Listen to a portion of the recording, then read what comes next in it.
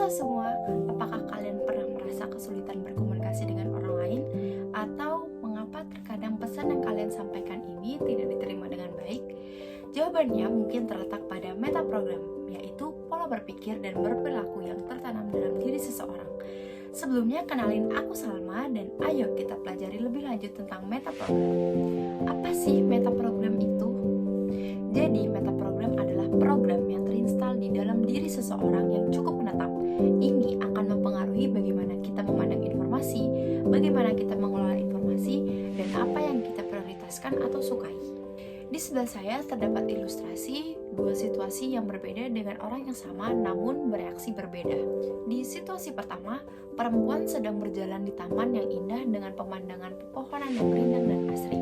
Reaksi perempuan tersebut, wajahnya terlihat ceria, tersenyum lebar, dan tangannya terbuka lebar seolah memeluk pemandangan indah di sekitarnya. Balon percakapan di atasnya pun menunjukkan kata-kata seperti, "Indah sekali, aku sangat menyukai ini." Di situasi kedua, perempuan yang sama sedang berjalan di jalanan yang padat dan macet. Nah, reaksi perempuan tersebut adalah wajahnya terlihat kesal dan frustasi, alisnya berkerut dan tangannya mengangkat ke atas. Balon percakapan di atas menunjukkan kata-kata seperti, lalu lintas ini menyebalkan, aku ingin segera pergi dari sini." Nah, di dalam ilustrasi ini kita dapat melihat bahwa perempuan yang sama bereaksi sangat berbeda dalam dua situasi yang berbeda pula. Pada situasi pertama di taman, dia bereaksi dengan antusias dan merasa senang dengan pemandangan indah di sekitarnya. Nah, ini menunjukkan arah motivasi toward. Namun pada situasi kedua di jalan raya yang macet, dia justru bereaksi dengan frustasi dan ingin menghindari situasi tersebut. Nah, ini disebut arah motivasi away from. Ilustrasi ini menunjukkan bahwa metaprogram seseorang dapat beroperasi secara berbeda tergantung pada konteks situasi yang dihadapi.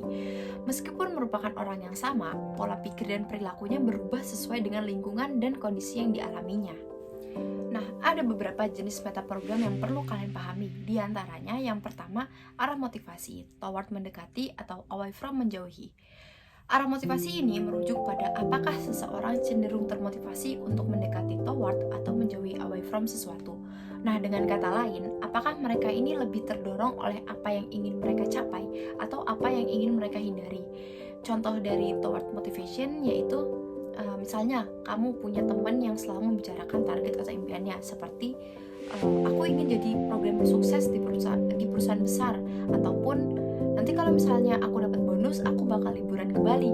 Nah, temanmu ini cenderung punya motivasi ke arah yang toward, dia terdorong untuk mencapai sesuatu yang diinginkannya. Nah, untuk contoh away from motivation, lain halnya dengan temanmu yang lain yang biasanya mengatakan, aku harus lembur agar tidak dimarahi bos, atau kalau aku nggak belajar dengan giat, aku bisa gagal ujian nanti. Nah, dia ini lebih termotivasi untuk menghindari konsekuensi negatif, jadi arah motivasinya cenderung ke away from. Jadi, ketika kamu berkomunikasi dengan teman yang toward motivation, kamu bisa menyentuh impian dan target-targetnya untuk memotivasi mereka. Sedangkan untuk teman kamu yang away from, kamu bisa menyinggung hal-hal yang ingin dia hindari agar dia terpacu untuk bertindak. Yang kedua, sumber motivasi, internal atau eksternal. Sumber motivasi ini merujuk pada apakah seseorang lebih termotivasi oleh faktor internal atau eksternal. Dengan kata lain, apakah mereka lebih terdorong oleh keinginan dan nilai-nilai dalam diri sendiri atau lebih terpengaruh oleh orang lain dan lingkungan sekitar. Untuk contoh internal motivation, misalnya kamu punya teman yang selalu mengatakan, aku memilih jurusan ini karena memang passionku dari dulu, atau aku harus belajar giat agar bisa mencapai cita-citaku sendiri. Nah, temanmu ini cenderung punya sumber motivasi internal. Dia terdorong oleh keinginan dan tujuan pribadinya sendiri. Kalau contoh external motivation, lain halnya dengan temanmu yang lain, yang sering biasanya mengatakan, aku kuliah di sini karena disarankan orang tuaku, atau aku harus bekerja keras agar tidak mengecewakan keluargaku. Dia itu lebih termotivasi oleh faktor eksternal seperti harapan orang lain atau pengaruh lingkungan sekitarnya. Nah, jadi ketika kamu berkomunikasi dengan teman yang internal motivation, kamu bisa menyentuh passion, impian, dan nilai-nilai pribadinya untuk memotivasi mereka. Sedangkan kalau temanmu yang eksternal, kamu bisa menyinggung faktor-faktor seperti harapan keluarga, teman, atau masyarakat agar mereka itu terpacu. Yang ketiga, dasar motivasi, opsional atau prosedural. Dasar motivasi ini merujuk pada apakah seseorang lebih termotivasi oleh sifat opsional atau prosedural. Dengan kata lain, apakah mereka lebih suka memiliki kebebasan dan fleksibilitas dalam bertindak atau justru lebih nyaman dengan aturan dan prosedur yang jelas. Nah, contoh optional motivation, misalnya kamu punya teman yang selalu mengatakan, biarkan saja mengalir, nanti juga ketemu jalannya, atau aku lebih suka mencoba-coba dulu, nggak usah terlalu ribet lah. Nah, temanmu ini cenderung punya dasar motivasi opsional. Dia lebih suka berimprovisasi dan tidak terlalu terikat pada aturan atau prosedur tertentu. Kalau untuk contoh prosedur motivation, lain halnya dengan temanmu yang lain yang biasanya mengatakan, tolong berikan aku instruksi yang jelas, atau aku harus mengikuti standar operasional prosedur yang sudah ditetapkan. Nah, mereka ini lebih termotivasi oleh adanya aturan dan prosedur yang jelas untuk diikuti.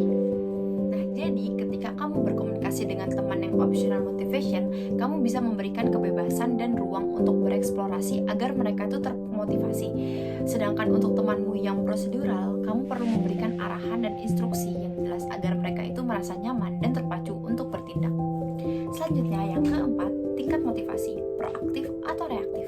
Tingkat motivasi ini merujuk pada apakah seseorang cenderung bersifat proaktif atau reaktif dalam menghadapi situasi. Dengan kata lain, apakah mereka ini lebih suka bertindak terlebih dahulu atau cenderung menunggu dan berpikir dulu sebelum bertindak. Contoh proaktif motivation, misalnya kamu punya teman yang selalu mengatakan, ayo kita lakukan sekarang juga, atau jangan nunda-nunda lah, segera eksekusi saja. Nah, teman-temanmu ini cenderung punya tingkat motivasi proaktif karena dia lebih suka bertindak langsung tanpa menunggu lama. Nah, kalau untuk contoh reactive motivation, lain halnya dengan temanmu yang lain yang biasanya mengatakan, tunggu dulu, aku masih perlu memikirkan lebih lanjut, atau sebaiknya kita analisis dulu nggak sih situasinya dengan matang. Nah, mereka ini lebih cenderung reaktif, lebih suka mengamati dan berpikir dulu sebelum mengambil tindakan. Nah, jadi ketika kamu berkomunikasi dengan temanmu yang proaktif motivation, kamu bisa mendorongnya untuk langsung bertindak dan mengeksekusi rencana. Sedangkan untuk temanmu yang reaktif, kamu perlu memberikan waktu dan ruang agar mereka itu bisa menganalisis situasi terlebih dahulu. Nah, yang terakhir, yang kelima, yaitu faktor motivasi, matching atau mismatching. Faktor motivasi ini merujuk pada apakah seseorang itu lebih termotivasi oleh kesamaan atau perbedaan. Nah, dengan kata lain, apakah mereka itu lebih tertarik pada hal-hal yang mirip dengan yang sudah ada, atau justru lebih tertantang dengan sesuatu yang baru dan berbeda. Contoh matching motivation, misalnya kamu punya teman yang selalu mengatakan, wah, produk ini sama persis dengan yang sebelumnya ya, atau aku suka model baru ini karena desainnya masih konsisten dengan seri yang lama. Nah, temanmu ini cenderung punya faktor motivasi matching karena dia lebih tertarik pada hal-hal yang serupa atau yang berkelanjutan. Nah, kalau untuk contoh mismatching motivation, lain halnya dengan temanmu yang lain yang sering mengatakan, wah, ini benar-benar berbeda dari sebelumnya, atau aku suka produk baru ini karena konsepnya unik dan belum pernah ada. Mereka lebih termotivasi oleh perbedaan dan kebaruan, sehingga faktor motivasinya cenderung mismatching. Jadi ketika kamu berkomunikasi dengan teman yang matching motivation, kamu bisa menekankan pada kesamaan, kontinuitas, atau konsistensi dengan hal-hal yang sudah ada sebelumnya. Sedangkan untuk teman yang mismatching, kamu perlu menyoroti keunikan, perbedaan, atau aspek baru yang belum pernah ada sebelumnya. Apa sih manfaat memahami meta program itu? Di sini ada sebuah ilustrasi yang dimana kita dapat melihat bahwa pria yang sama menggunakan gaya komunikasi yang berbeda ketika berbicara dengan lawan bicara yang berbeda. Ketika berbicara dengan wanita dalam setelan bisnis, pria tersebut menggunakan bahasa yang lebih formal, rinci, dan terstruktur yang mungkin sesuai dengan meta program prosedural dan matching dari lawan bicaranya. Namun, ketika berbicara dengan pria lain yang berpenampilan santai, pria tersebut menggunakan gaya komunikasi yang lebih rileks, antusias, dan menekankan pada aspek kebaruan dan eksperimen yang mungkin sesuai dengan meta program opsional dan mismatching dari lawan bicaranya. Ilustrasi ini menunjukkan bagaimana seseorang dapat menyesuaikan gaya komunikasinya berdasarkan meta program yang diperkirakan dari lawan bicaranya. Dengan memahami meta program orang lain, kita dapat berkomunikasi secara lebih efektif dan meningkatkan kemungkinan pesan kita diterima dengan baik. Memahami meta program juga dapat membantu dalam berbagai situasi seperti penjualan, public speaking, parenting, merekrut karyawan, dan lainnya. Mulai sekarang, perhatikan pola bahasa dan perilaku orang di sekitar kalian. Coba identifikasi metaprogram mereka dan sesuaikan gaya komunikasi kalian. Dengan begitu, kalian akan lebih efektif dalam menyampaikan pesan dan mencapai tujuan kalian. Jangan lupa untuk membagikan video ini dan beritahu aku pengalaman kalian dalam menggunakan metaprogram ya. Sampai jumpa di video selanjutnya. Bye!